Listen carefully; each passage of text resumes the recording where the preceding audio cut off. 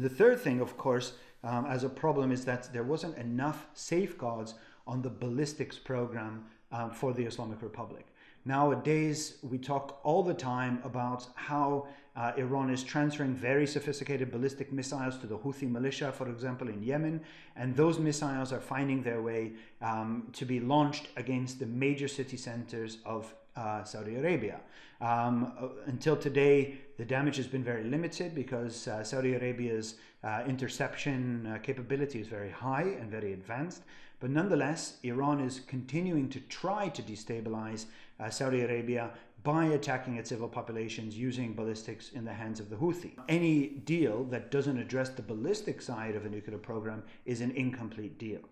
And finally, the nuclear deal acknowledged that Iran would have a breakout period. In other words, the deal was not about ending the nuclear program. The deal was about limiting how fast Iran would be able to produce a nuclear weapon.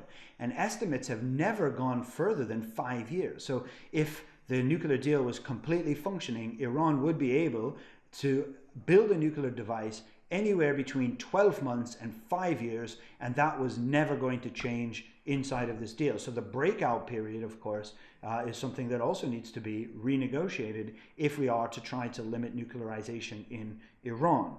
Now that asks, or begs the question rather, of what comes next, because if as the United States has already said, it's going to withdraw from this agreement, we also have to consider that it doesn't mean it's the end of diplomacy. Diplomacy has many faces. And in this way, what I would really believe to be the next step is a renewed effort, and I would hope is the next step, is a renewed effort by the European Union not to alienate the United States. American and European relations are deep in history, they're deep in interest, they share a collection of shared interests and responsibilities around the world, and that's not going to change. But it's also about time that the Europeans started to be much more proactive in encouraging an engagement with the United States. And that is not to say to point the finger at Washington and say, why did you do this and why didn't you do that? But it's to point the finger at Tehran and suggest to Tehran that if they want and if they're serious about maintaining their position in the region and not to be seen as a hostile actor, that they should make accord with the United States and try to reach a second kind of agreement.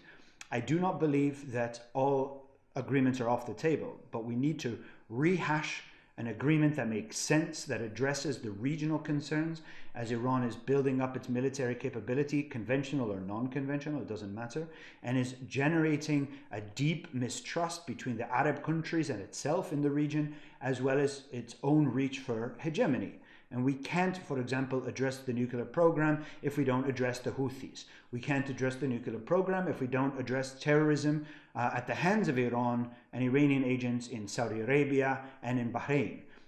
This would be very irresponsible because all we're doing is going to be further empowering the Revolutionary Guard to make war more possible in and throughout the region. And so I think that we really need to come up with a better framework to deal with the nuclear issue in Iran. This in no way is going to indicate that war is on the horizon.